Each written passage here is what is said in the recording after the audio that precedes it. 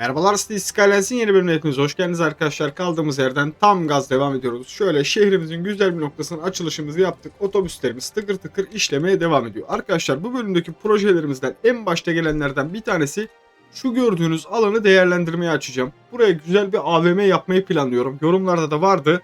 Valla arkadaşın ismini hatırlamıyorum ama bu bölge onunla alakalı bir çalışmayı yapacağız.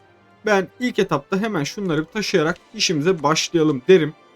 Şurada ufak çaplı bir şeyimiz var ama burada da tam tren istasyonu mu gidiyor?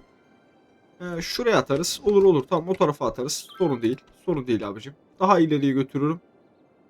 Şuraya sıkıştırabilirsek diğeri de oraya girer büyük ihtimalle. Ortadan sorun kalkar. At abicim şuraya. Hop, hadi sen de buraya yapıştır. Tamam, ikisini de oradan taşıdık. Bir de arkadaş yorumda yazmış bir tanesi, tren istasyonu yaparsan demiş daha çok verim alırsın diye. Arkadaşlar var zaten birçok noktada yük treni istasyonlarımız aktif olarak çalışıyor. Ondan yana herhangi bir sıkıntımız yok. Şöyle buraya da suyunu verelim. Soğuk su verdim. Çok sıkıntı olacağını zannetmiyorum. Problem yaşarsak ona göre bir aksiyon alırız. Hadi şunu değiştirelim ya. Hadi şunu normal sıcak suya vereyim. Yazık günah adamlara. Onlar üşümesin. Yani işçi, emekçi arkadaşlar üşümesinler abicim. Hiç boşu boşuna öyle bir riske girmeyelim.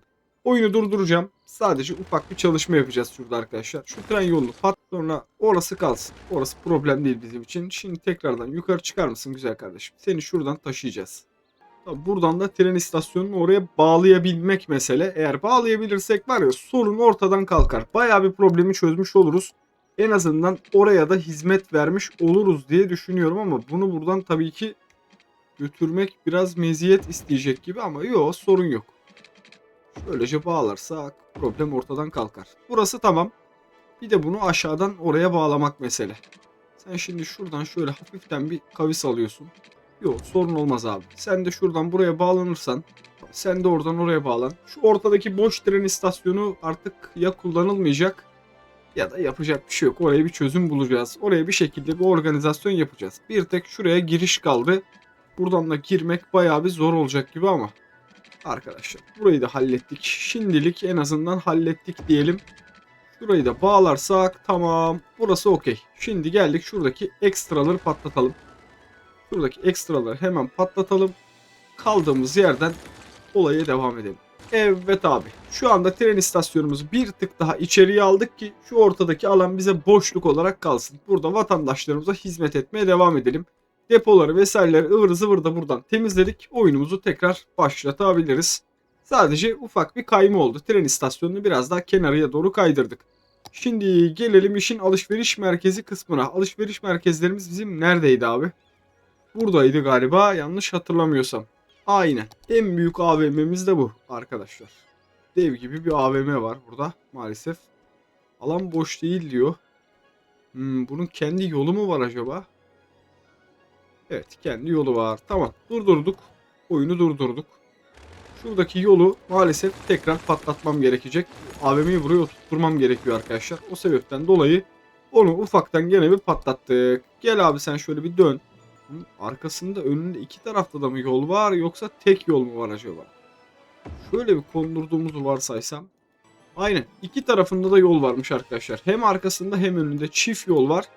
Burada da AVM'miz dursun. Yani burası da bayağı aktif bir market alanı gibi duracak. Tabii şu yolları da bir tık genişletebilirsem var ya, tadından yenmez ama yok, çok genişleyecek gibi durmuyor. Orası kendi otomatik yolu galiba. Maalesef oraları bize elletmiyor. Peki, yapacak bir şey yok. Yapacak bir şey yok arkadaşlar. Öylece devam edeceğiz. Tamam, burayı bağladık. Seni de şöyle bağlayabilir miyiz? Tamam, burayı da bağladık. Şurada ufaktan bir küçük bir daralma olacak. Yapacak bir şey yok artık ona. En azından AVM'mizi de faaliyete sokmuş olacağız. Yeter mi? Yetmez abicim. Bir de şuralardan da şöyle bağlantı atalım buraya. Yani vatandaşlarımız gönül rahatlığıyla gitsin gelsin abicim. Hiç boşu boşuna kimseye eziyet etmeyelim. Birçok noktadan içeriye dışarıya giriş çıkışlarımızı yapmış olalım. Kırmızı ışıklarımızı tekrar kapat. Buralarda zaten çıkmamıştır diye tahmin ediyorum. Aynen, buralarda herhangi bir sıkıntı yok. Şimdi oyunun tekrar faaliyeti aç. Arkadaşlar, AVM operasyonunu başarıyla gerçekleştirdik.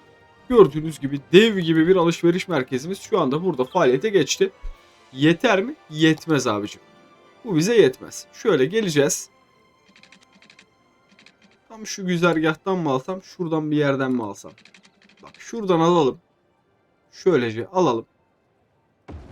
Akabinde gel biraz daha. Şöyle 180 derece yolla çıkalım. Şuradan arkadaşlar şöyle güzel tatlı bir AVM noktası da buraya yapalım. Yani vatandaşlarımız burada da çarşı ihtiyaçlarını görebilecekleri küçük bir alan daha buraya eklemiş olalım. Belki şuraya da ekleyebilir miyiz aslında? Şuradan gelen yolu da bağlasak mı? Yok, gerek yok ya. O kadar da abartmayalım bence. Buradan tıngır mıngır bir şekilde ilerlesinler. Yapacak bir şey yok. O yolu aslında ufaktan toparlanır. Yani şurada gördüğünüz yol ufaktan toparlanır ama şu anda o riske hiç girmeyeceğim. Şuraya at abi market alanlarını. Vatandaşlarımız buralarda da artık hizmet almaya devam etsinler. Herkese yeterince hizmet sunmaya çalışıyoruz. Gördüğünüz gibi herkese eşit bir şekilde hizmet sunmaya çalışıyoruz. En önemli kıstaslarımızdan bir tanesi bu. Kimseye tek başına ayrımcılık tanımıyoruz arkadaşlar. Gördüğünüz gibi AVM yaptıysak karşısına kafe açılır, bilmem ne açılır. O tarz operasyonlarda burada faaliyet göstersin. Şu tren istasyonunun karşısına da böyle ufak çaplı bir market alanı yapalım. Buralarda da adamlar belki kafeler yapmak isterler. Belli olmaz milletin sağ solu. Bir de AVM'nin karşısına şöyle şu noktaya, şuraya sıkışmaz değil mi? Sıkışmaz ya. Tamam, şuraya bir tane de otel dikelim abi. Bu ne istiyordu? Biraz alışveriş, biraz iş istiyordu.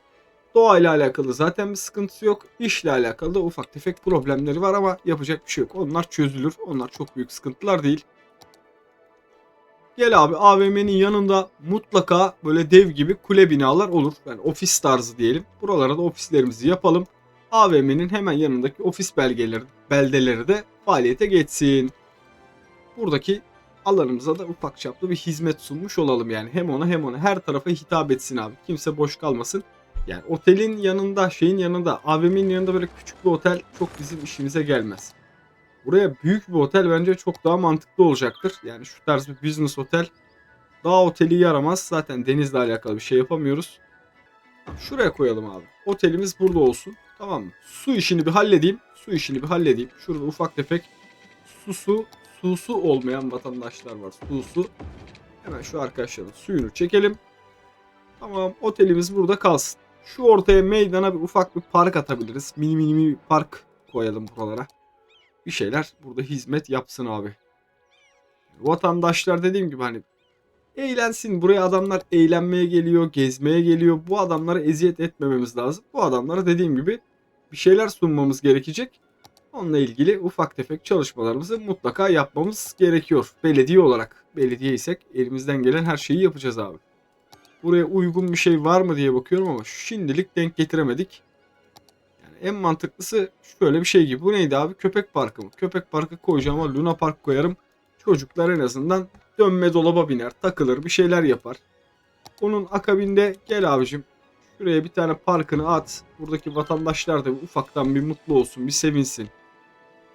Yani herkesi dediğim gibi mutlu etmek için elimizden gelen bütün imkanları sağlıyoruz. Şuraya da bir tane atalım. Yani bu vatandaşlarımıza da hizmet edelim.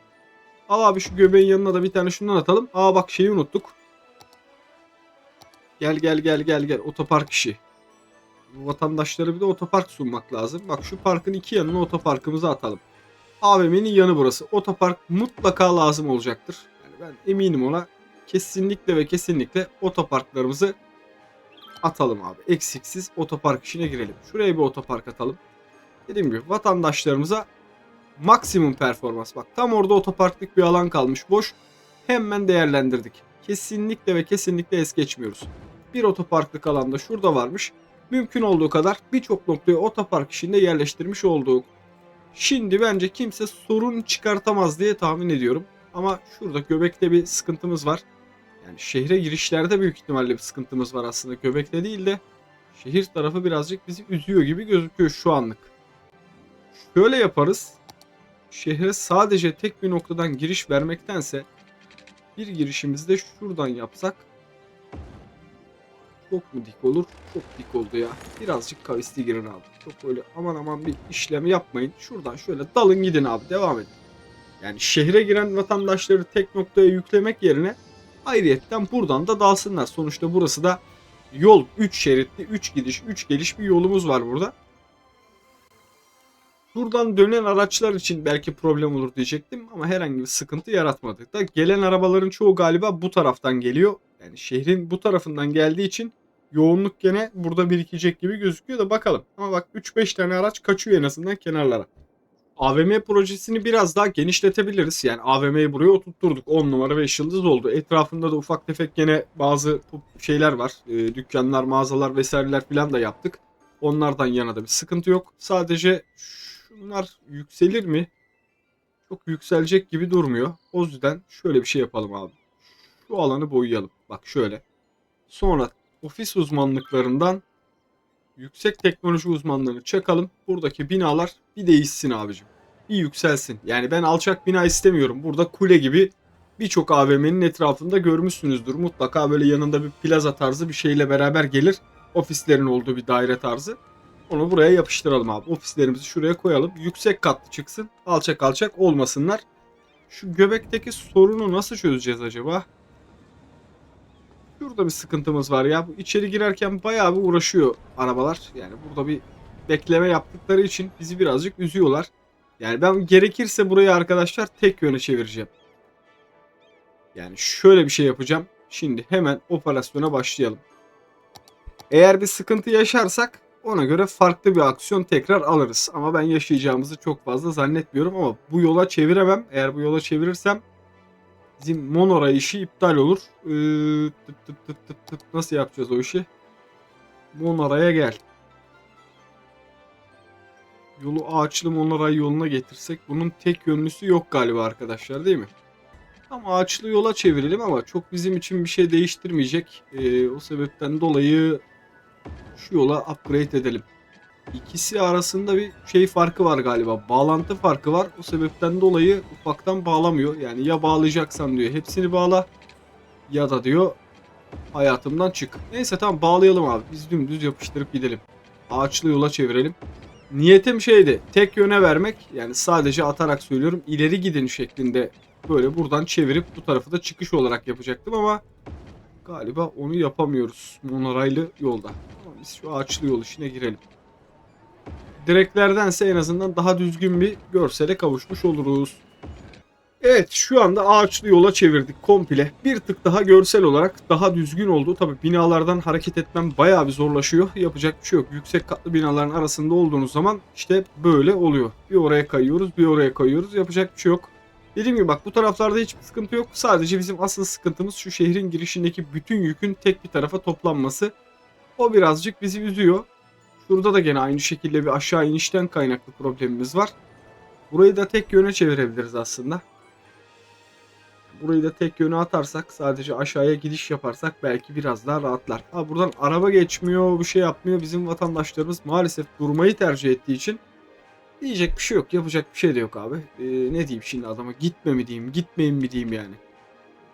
Topyekün bir operasyon gerekecek. Yani nüfus çünkü çok fazla korkunç bir nüfus var arkadaşlar. Gördüğünüz üzere her noktadan da içeriye araba almaya çalışıyorum ama maalesef yetersiz geliyor. Maalesef yani yapabileceğim gerçekten bir şey yok.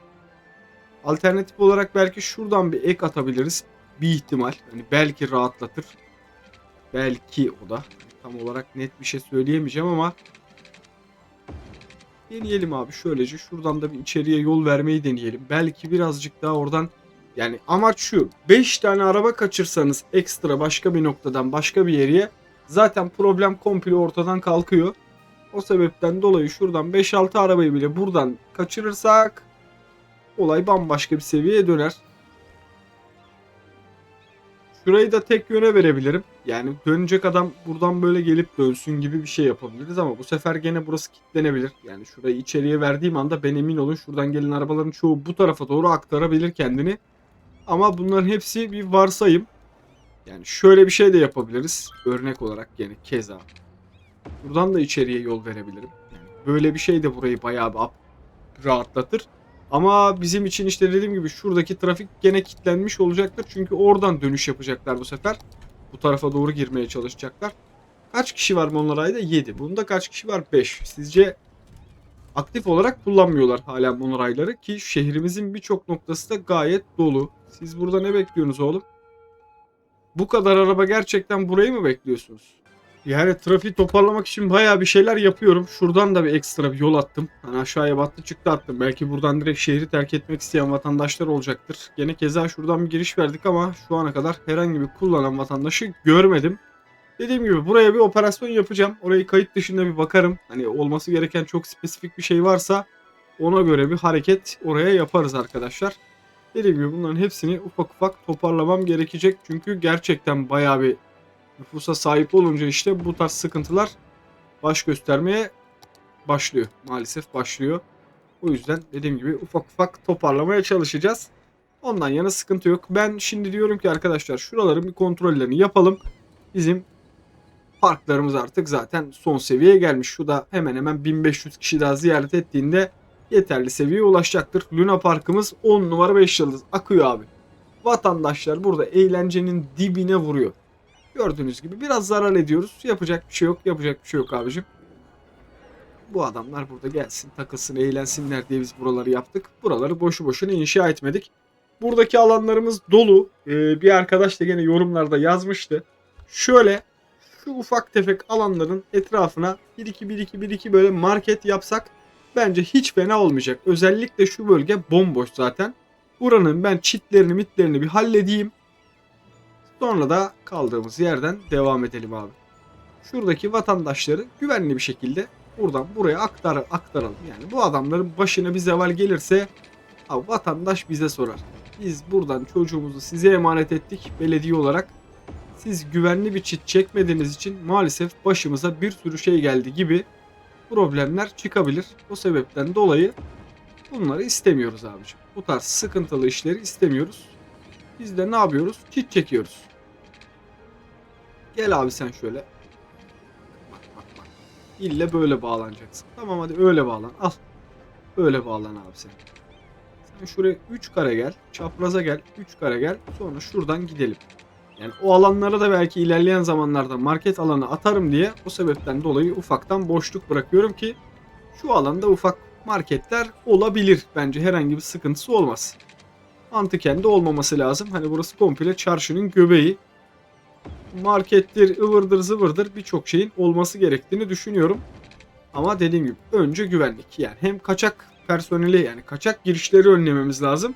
Hem de vatandaşlarımızı burada güvenliğini sağlamamız lazım. Adam buraya çocuğunu getiriyor eğlenme amacıyla. Şimdi çocuğu salacak, çocuk koşacak abi. Çocuktur bu doğasında. Koşmak, eğlenme, koplamak, zıplamak birçok şey var. Sen şimdi burada o adamın güvenliğini sağlayamıyorsan, adam çocuğunun elinden bırakıp rahat rahat yürüyemiyorsa ben ne anladım o parktan o zaman? Hiçbir esprisi yok yani öyle bir park olmaz olsun der. Gelmem. Gelmem abicim. Biz de diyoruz ki biz önlemlerimizi alalım. Takdir Allah'tan diyoruz. Yapacak başka bir şeyimiz yok. Şu metroya kadar da hattımızı çekelim. Şuradan da artık dediğim gibi yapacak bir şey yok. Oradan da artık kaçmayı versinler. Küçücük bir alan kaldı. Bence kaçmaz ya. O kadar da yaramaz değildir çocuklar inşallah. Aynen.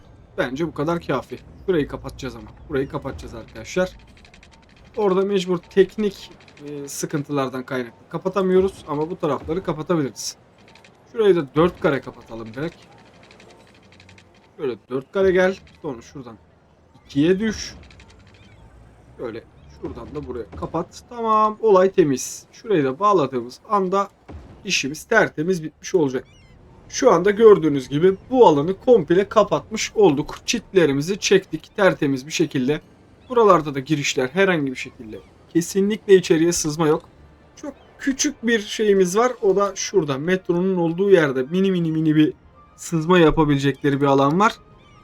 Oraya da şöyle küçük bir operasyon çekebiliriz. Minik taş. Bizim küçük taşlarımız yok mu ya? Var. Şunlar küçük taş değil mi abi? Al. Taşlarını da çektik. Yani buradan da artık geçemez. Çocuk kaçamaz en azından. Başka birine bir şey demem. Hani büyük vatandaş belki atlayıp geçebilir ama en azından çocuk için biraz daha korunaklı oldu. Bu bayağı büyükmüş ya. Bu da bayağı büyükmüş. Bizim az önce küçük taş nerede? Şu muydu o? Aynen bu. Şu araya atabiliyor mu diye bakacaktım da şu metrodan çıkışları da kontrol edebilirdik. O kadar da olsun arkadaş. Oğlum siz ne yapıyorsunuz? Araba mı soktun oraya lan? Eşşoğlu eşek. Cihan Sarıkabadayı buraya arabasıyla gitmiş. Galiba ünlü bir arkadaşın akrabası olabilir. O yüzden arabasını sokmuş oraya. Yapacak bir şey yok. Ne diyeyim abi vatandaşa, ne diyeyim yani. Abi yapma mı diyeyim, etme mi diyeyim. Şimdi buraya da arkadaşlar birkaç otopark projesi yapmamız gerektiğini düşünüyorum ben. Yani o da bize şart, lazım olacak çünkü bayağı bir. Otoparkları da her seferinde bir kaybetmesem çok daha tatlı olacak ama buralara sığmıyor. İşte maalesef en büyük sıkıntılarımızdan bir tanesi o. Büyük otopark atarız. Bizde mümkün olduğu en nizami noktaların çoğuna büyük otoparklar atar. İşimizi toparlarız. Abi burası komple otopark olsun.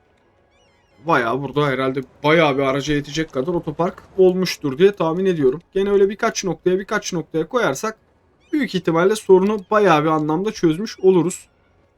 Sonra şuralara sığıyor mu? Abi şuraya da sığıyor. Bir otopark şuraya atalım. Bu tarafta bence hiç boş yerimiz yok. Burada varmış bak. Burada da sığmıyor ki. Sığmıyor arkadaşlar. Maalesef sığmıyor. Şuraya ancak küçük otopark atabiliriz. 2, 3 tane de küçük otopark buraya atalım. Dediğim gibi mümkün olduğu kadar hani elimden geldiği kadar otopark koymaya çalışacağım birkaç noktaya. En azından vatandaşlarımızın can sağlığı, güvenliği için adamlar arabalarını park edecekken güvenli park etsinler abi. Kimsenin arabasına ne bileyim işte başka bir şeyine zarar gelmesin. Gördüğünüz gibi buraya da kocaman bir otopark alanı yaptık. Ücretsiz abi. Bizde otoparklar ücretsiz. Arabası olan vatandaşlar korkmasın, üzülmesin. Ücretsiz bir şekilde gelip belediyemizin otoparklarına araçlarınızı yerleştirebilirsiniz. Kesinlikle para almıyoruz. Hizmet dediğim böyle olur. Ücretsiz otopark sunuyoruz. Oğlum siz psikolojik sorunlarınız mı var sizin ya? Aa, trafik kurallarına uyuyorlar. Adam arayı boş bırakıyor ki bak buradan biri geçer bir şey olur Allah muhafaza. O sebepten dolayı boş bırakıyor da bu adamların neyi beklediğine dair bir fikriniz var mı? Trafik sorunu çözülmüş. Gördüğünüz gibi buradaki şu anda problemin %90'ını aşmışız. Sadece sorun nereye kaymış? Buraya kaymış. Biraz daha bu tarafa doğru sorunumuz artmış. AVM yoğunluğu abi. İstanbul'da yaşayan vatandaşların çoğu bilir. AVM'nin etrafındaki ana yollarda mutlaka tıkanıklık olur. Özellikle hareketli saatlerde. Yapacak bir şey yok. Ona gerçekten yapacak bir şeyim yok şimdilik. İlerleyen anlarda çözümüne bakmaya çalışırız. Ama dediğim gibi burası bayağı bir göbek rahatlamış. Yani sadece şuradaki vatandaşların neyi beklediğini anlamıyorum. La oğlum basın gidin işte. Yani burada neyi bekliyorsunuz? Şuradan dönen arabaların büyük ihtimalle buraya mı dönecek acaba diye acemi şoförlüklerini herhalde şey yapıyorlar. Abi şuraya bak ya, monoray ya. Dediğim gibi buradan hani bir herhangi bir gelen araba da yok. Vızır vızır akmaları lazım. Neyse yapacak bir şey yok. Çözeriz onu. Oha orayı da hallederiz. O da problem değil bizim için. Gelelim ufak ufak şuralara market alanları vermeye. Abi şuraya market çıkın. Gene keza tam karşısına da bir market çıkın abi. Burası bir dolsun. Zaten kent parkımızı bitirdik. Yani tamamladık. Kent parkla alakalı artık herhangi bir soru işareti veya herhangi bir şey kafamızda kalmamıştır diye tahmin ediyorum. Belki ufak bir ağaçlandırma yaparız ama ağaç gözükmüyor. Yani buraya en böyle heybetli ağacı da koysanız maalesef ağaçların dalları karlı olduğu için ve kış mevsimi olduğu için gözükmüyor. O sebepten dolayı çok büyük böyle yatırımlar yapmaya bence gerek yok. En mantıklısı şöyle market alanlarıyla dolduralım. Çıktığı kadar çıkmadığı kader deyip yolumuza bakalım. Şuraya ellemeyeceğim. Burası boş kalsın. Boşta kalmasın. Oraya da birkaç ağaç vesaire gibi şeyler koyalım. Niye boş kalsın abi? Çam ağacı daha mantıklıdır. Yani şurayı şöyle çam ağaçlarıyla süsleyebiliriz. En mantıklısı çam. Çünkü yaz kış yeni yapraklı bir bitki olduğu için dökmez. Hoşumuza da gider. Şöyle önüne de birkaç tane şöyle küçük ağaçlardan atalım. Yani demesinler burada yabani çam çıkmış. En azından belediye yaptığı belli olsun yani. Orada ufak bir çam ağacı görselimiz vatandaşlarımıza hayırlı uğurlu olsun diyelim. Buraya zaten tıkır tıkır bir şeyler çıkmaya başladı.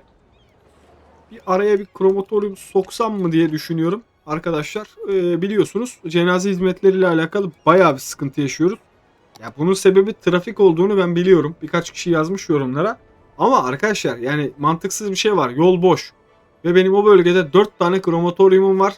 Ona rağmen hani farklı noktalarda çok rahat gidebilecekleri yerlerde yine de maalesef cenaze hizmetlerini yetiştiremiyoruz. Trambolinlerimiz de açıldı. Bir üst seviyeye de çıktık. Şöyle araya bir yere böyle parkın tenha bir noktasına yani böyle vatandaşların göremeyeceği bir noktaya bir tane krematorium. Bak burada köşede tenhada kimse görmez bunu burada arkadaşlar. Yani adam şunu bile söyleyebilir. Ulan der Bu parka 50-60 defa geldik.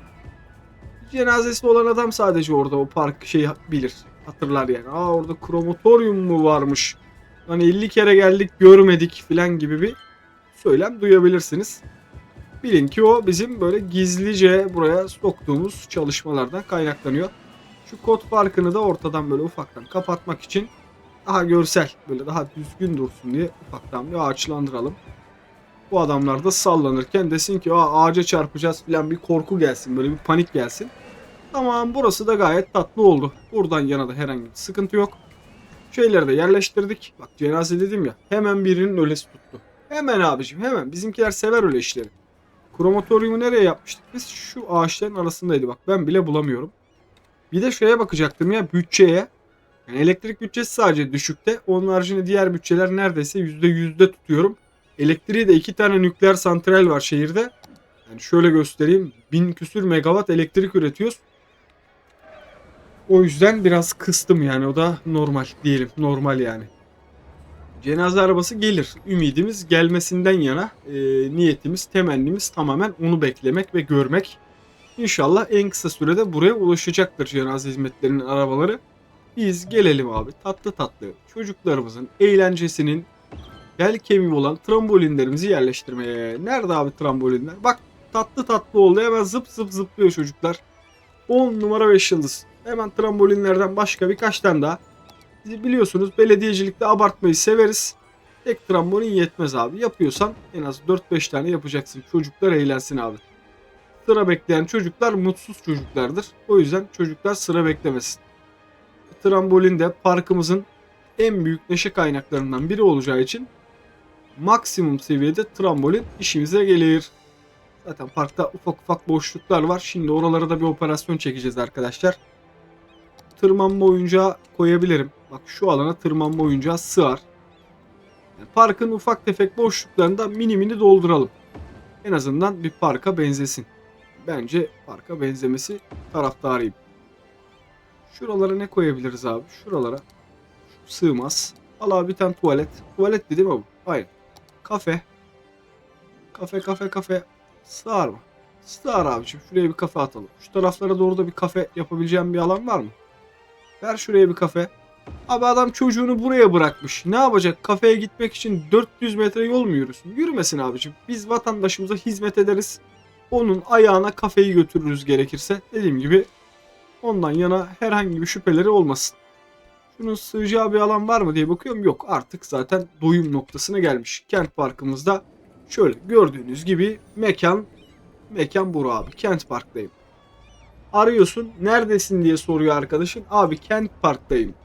Hangi kapıdasın? Ana kapıdayım. Ana kapı burası abi. Burası bizim ana kapımız. Diğer yerler yan kapılar. Şöyle yan kapı 1, yan kapı 2, 3, 4, 5, 6, 7 diye böyle gidiyor yan kapılarımız. Gördüğünüz üzere buralar 10 numara 5 yıldız mekanlar. Hepsi aynı renk değilmiş. Pembe var, sarı var, mavi var. 4 tane mi yapmıştık biz ya? 5 tane mi yapmıştık? 5 tane yapmışız. Bir tane de burada var. 2 pembe, 2 sarı, bir tane de mavi olmuş. Toplam 5 tane. Bence gayet güzel olmuş. Burada niye ışık yanıyor? Reklam panosu varmış. Dedim gece gündüz döngüsü kapalı. Acaba açtım mı diye. Yaparım bazen öyle şeyler. Dedim acaba açık mı diye bir şey yaptım. Hatta bölümün sonuna bir şey koyalım. Gece görünüşü koyalım. Ufaktan bir gecede şehri izleyin arkadaşlar. Şu an artıya geçmişiz. 3400 gibi bir para kazanıyoruz. Gördüğünüz gibi 1500 gibi de bir gideri var. Gayet güzel. Hemen Luna Parkımıza da bir bakalım abicim. Burası ne durumda? 15.000 ziyaretçi gelmiş. Kafa kafaya gibi. Biraz zararda da yapacak bir şey yok. Luna Parkımızda cayır cayır çalışmakta. Herkes mutlu. Herkes. Şimdi şu AVM'nin o taraflara doğru bir gidelim. Burada bir sıkıntınız var mı gençler? Burada bir derdiniz, bir probleminiz var mı? Kar araçlarımız zaten vızır vızır çalışıyor. Ondan yana herhangi bir sıkıntı göremiyorum. Ufak bir kırmızı ışık sorunu mu var diye baktım ama yok, herhangi bir problem yok. 209 vatandaşımız AVM'mizi ziyaret etmiş. Bu da güzel bir şey. Gayet güzel bir olay. AVM fikrini veren galiba Selçuk Buğra'ydı. Yanlış hatırlamıyorsam eğer. İsmini eğer yanlış hatırladıysam kusura bakmasın. Ona da AVM'nin sokağın ismini verelim. Unutmuştum. Aklımdaydı bu tarz bir proje yapmak. Onun adını da burada yaşatalım arkadaşlar. Selçuk Buğra olarak burada sokağına ismini verelim. AVM'nin önündeki sokak orası olsun. Birkaç noktaya daha krematoryum atalım. Yani şu taraflara da ulaşabilecek vatandaşlarımızın hizmetini edebilecek birkaç bir şey daha lazım. Bakın bu sokakta hiç krematoryum yok. Neden olmasın abicim? Neden yani? Bu vatandaşlar hizmet almasın mı? Alsın abi, herkes hizmet alsın ya. En büyük amacımız hizmet etmek zaten. Niyetimiz bu. Buraya sığar mı? Sığmaz. Mezarlık da bir yere sokuşturmaya çalışıyorum ama o birazcık yemeyecek gibi duruyor. Aa, bu ne? Yaşlı bakımıyla çocuk bakımı değil mi? Bak bu taraflarda hiç yok. Şu alanda peki neden olmasın? Buraya biz niye bina çıkmadık bu arada? Burası market alanı mıydı? Yo, burası bina alanı ya. Biz buraya niye bina yapmadık abi? Yapıştır binalarını şuraya da. Hadi aslanım. Dik binalarını. Orayı boş bırakmışız biz. Acaba bir şeyden kaynaklı mı bıraktık? Bir şey mi düşündük? Vallahi hatırlamıyorum arkadaşlar. Hatırlamıyorsam bir şey yoktur diyelim. Yapıştırıp geçelim abi binalarımızı. Bu taraflara kadar çıkın artık. Zaten yeterince gayet doldu yani her yer. O yüzden vatandaşlarımız binalarını yapmaya devam etsinler. Tıkır tıkır devam. Devam abicim.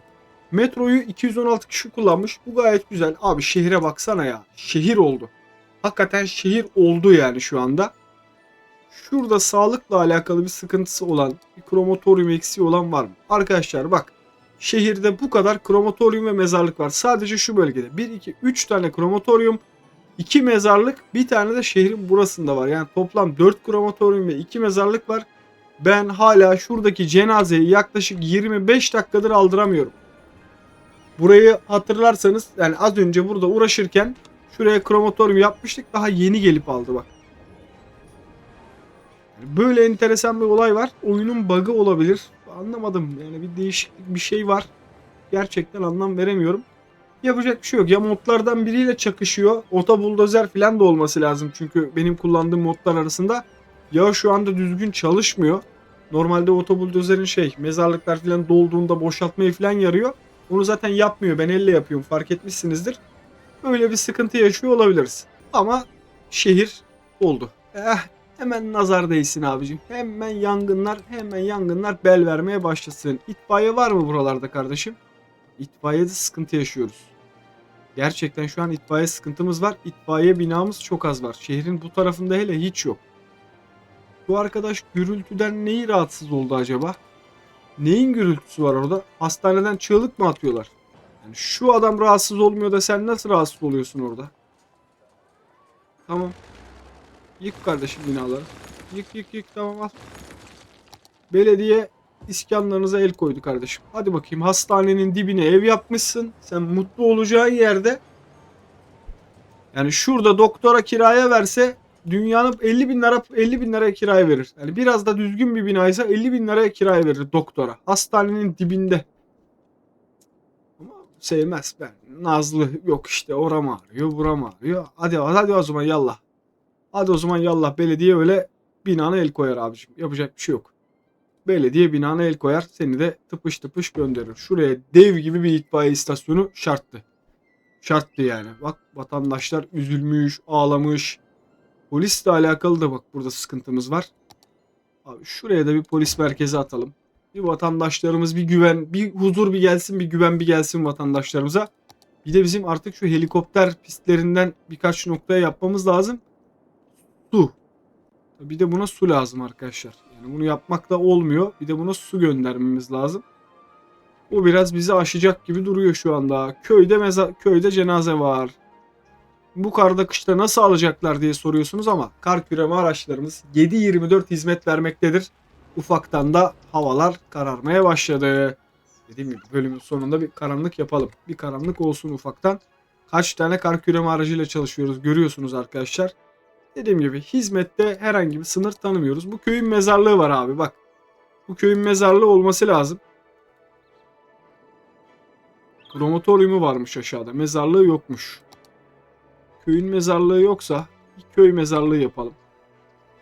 Durdur abi koyunu. Köy mezarlığı yapacağım ya. Köy mezarlığı yapacağım ya.